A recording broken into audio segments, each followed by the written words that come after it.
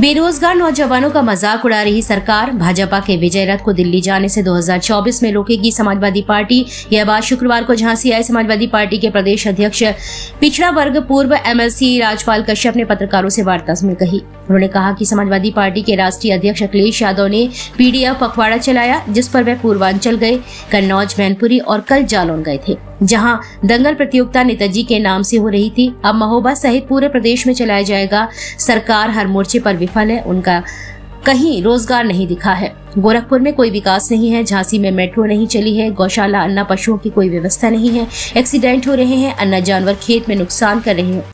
ये सरकार नौजवानों किसान की कमर तोड़ रही है, इसलिए किसान धरने पर बैठे हैं। किसानों पर लाठी डंडा, गोली, आंसू गैस के गोले और गोलियां चला रही है। उन्होंने कहा कि भाजपा केवल उद्योगपतियों को खेती, किसानी, व्यापार आदि सभी कारोबार उद्योगपतियों को देने का सरकार काम कर रही है।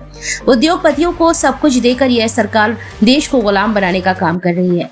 सरकार बेफिजूल ही टैक्स लगाकर, जीएसटी लगाकर कमर तोड़ रही है लोगों की। बाबा साहब का संविधान बदलने का प्रयास कर रहे हैं भाजपा के लोग। सरकार जैसी नौकरी संविदा पर दे रही किसानों को भी कभी नौकरी से निकाल दिया जाता है, उसी प्रकार मंत्री भी संविदा पर रख रहे हैं, जब चाहे हटा दे।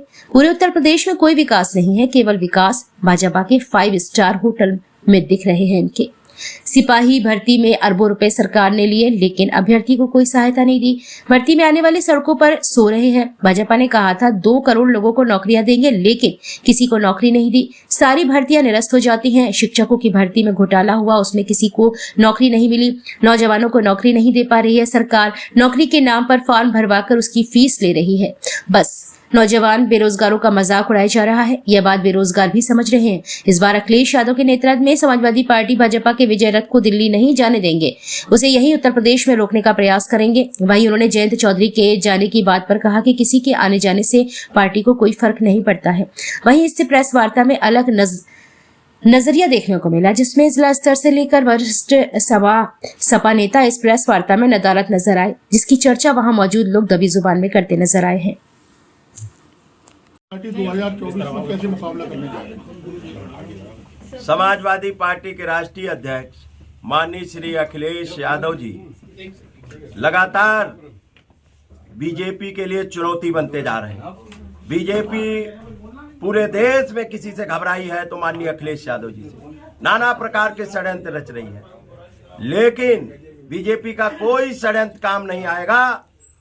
जिस तरीके से 22 में बीजेपी को घटाया है और 24 में माननीय अखिलेश यादव जी के नेतृत्व में बीजेपी का सफाया है। बीजेपी हर मोर्चे पे विफल है। न किसान की आय दुगनी कर पाई, न बेरोजगारों को रोजगार दे पाई, न हवाई चप्पल वाला हवाई जहाज में चल पाया, न विकास हो पाया, न झांसी और बुंदेलखंड और पूरे प्रदेश में जो अन्ना पशु है उनकी व्यवस्था कर पाई। जब देश के प्रधानमंत्री ने कहा था 22 में कि 15 दिन के अंदर हम गौशालाओं में भेज देंगे, लेकिन आज तक वो सड़कों पे घूम रहे हैं।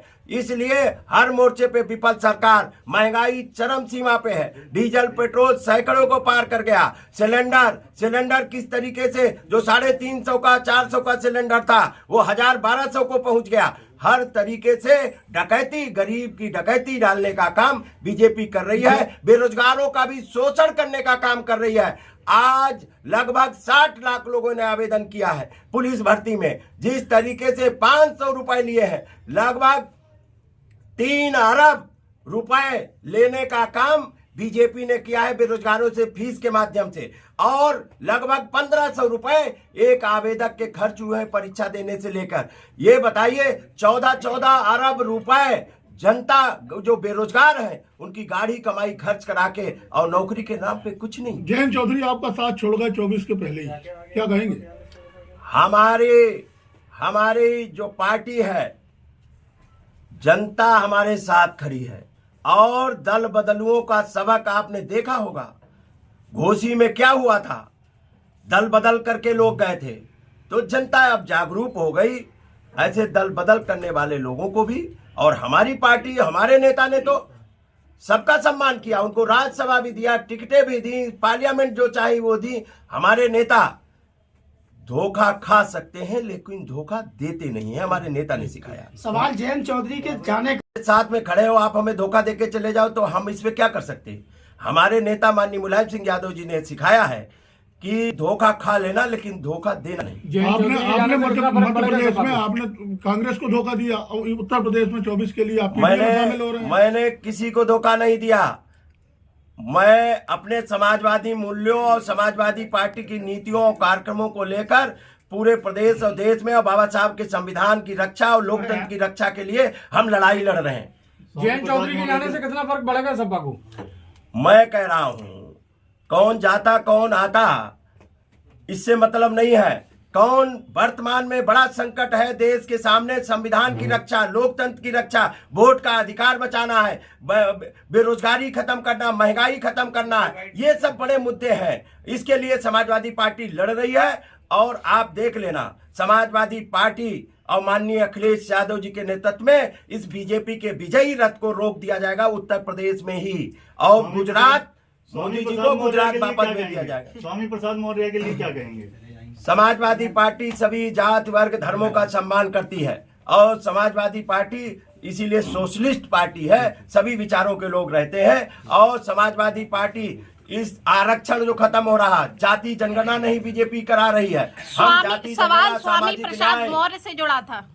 भगवान को गाली दे रहे हैं आप लोग, चुप्पी क्यों साधे रहे हैं? मैं कह रहा हूँ बीजेपी के नेताओं ने भगवान के चंदे में भ्रष्टाचार कर लिया, भगवान राम की जमीनों में खरीद फरोख्त में भ्रष्टाचार कर लिया। स्थापना हुई तो आप लोग क्यों नहीं गए? वहाँ बैठे नेताओं ने आप बयान नहीं सुने क्या? स्थापना में आप लोग क्यों नहीं गए? कोई भी राम मंदिर की स्थापना में आप लोग क्यों नहीं गए? अरे देखिए हम सबको मानते हैं,